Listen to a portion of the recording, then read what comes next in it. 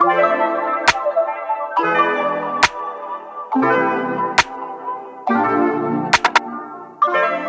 gang, welcome back to another video. This is part 2 in the Gonk Projector build series, and there's still quite a bit to be done, so rather than take up time with a bunch of talking, let's get right to it. After a quick coat of primer and a bit of sanding, it was time to get some paint on the Gonk. I followed up this first coat with a bit of spray adhesive to give the body a bit more texture and to help hide some of the scratches left behind from being a bit too aggressive with the sandpaper. I'll eventually apply a second coat of paint to the entire body once the spray adhesive has had a chance to dry. While I wait, I'll get started on the feet and legs. Because the black plastic irrigation tube already had an industrial look to it, I didn't want to do much to them. So they got a light dusting of chrome spray paint and then a bit of matte black to help dull down some of the bright spots. Now that the bins have had their second coat of paint and are completely dry, it was time to start adding in some extra details, starting with this little panel 3D modeled by my buddy Ado over at the FabWorks YouTube channel. I'll pre-drill my holes and then mount it in place with some cap head screws. Throughout the process, I found that making mechanical connections are far better than trying to use adhesives. Plus, the visible hardware helps to make this look a bit less like a couple of plastic storage bins and more like a power droid. With the panel in place, I figured I'd do a bit of marker chipping. I'll use this same technique throughout, since it's been really warm lately and this is much more forgiving than using liquid latex on a hot day.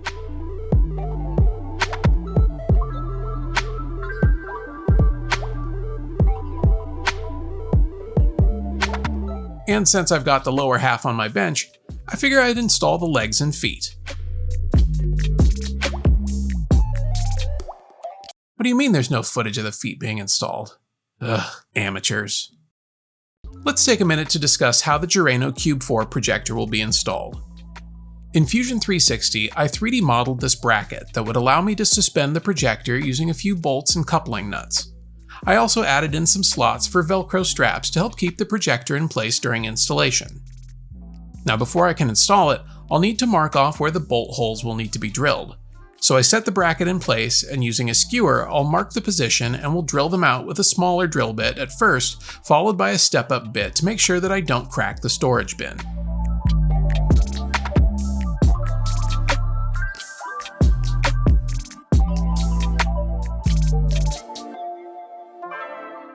As an added layer of security, I decided that the top should get bulked up a bit since it will be holding up the projector.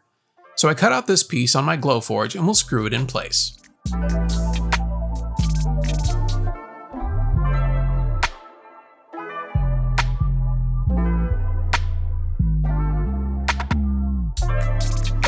With all the mounting holes drilled, it was time to set the projector into its bracket and get it mounted up inside the Gonk.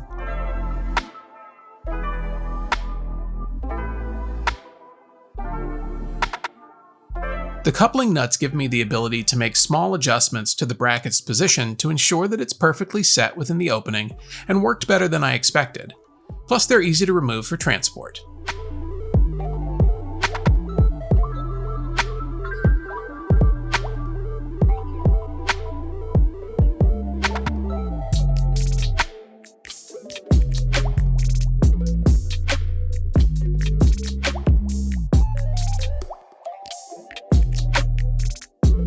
Because the Cube 4 has additional input jacks, I figured I should add in a port to allow access to them without having to open up the Gonk.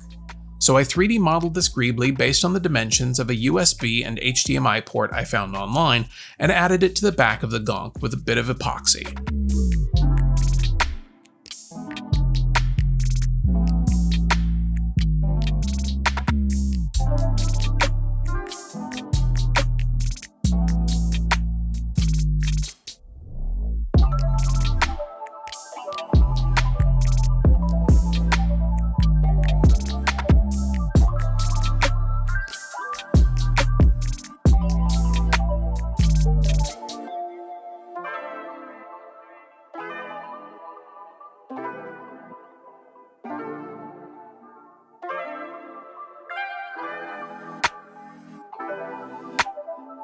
And since I'm adding in ports, let's get this one installed while we're at it. This will allow me to use an extension cord to power up the projector and eventually some lights, but that'll be another video.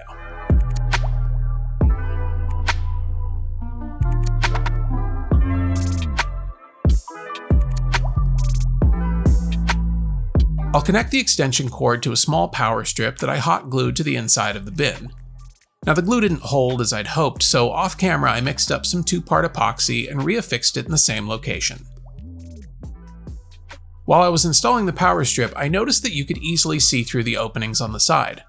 So I grabbed some window mesh and hot glue to help minimize the visibility without constricting airflow or muffling sound, since the Cube 4 projector has built-in speakers.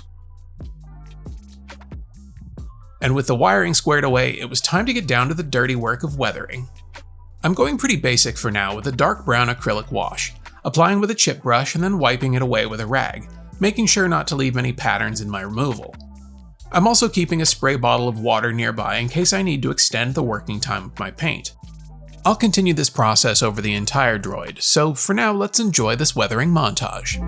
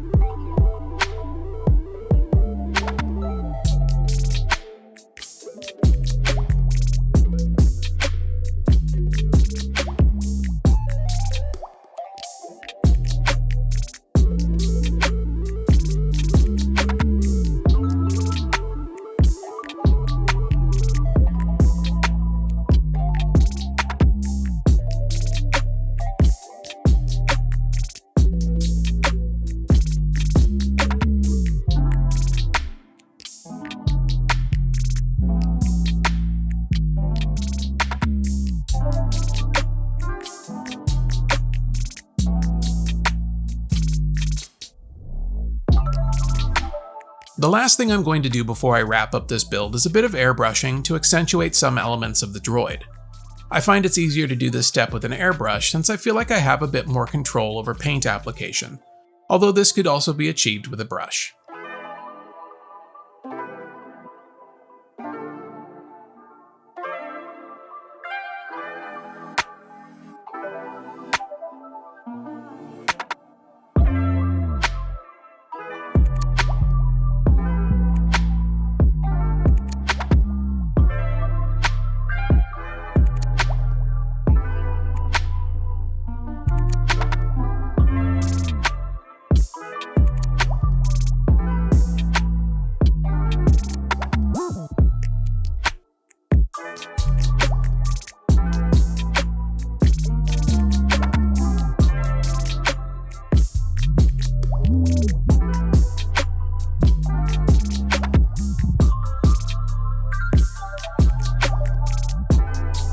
The only thing left to do now is power it up.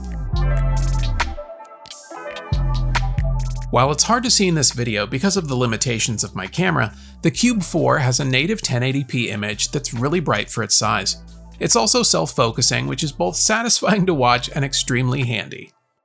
It comes preloaded with a bunch of apps, but also has the additional ports on the back that can connect it to another input source, like my phone in this case, or a streaming device of your choice. Now, you could definitely expand upon this idea, and if left to my own devices, I'd tinker with it until the Two Sons of Tatooine set. But I think for now, this is as good a place as any to leave it. A special thank you to the video sponsor Jireno for supplying the Cube 4 projector for the build. And if you'd like to learn more about their products, be sure to check out the link in the video description. That's going to do it for this one. Be sure to like and subscribe if you haven't already, but most importantly, go make something.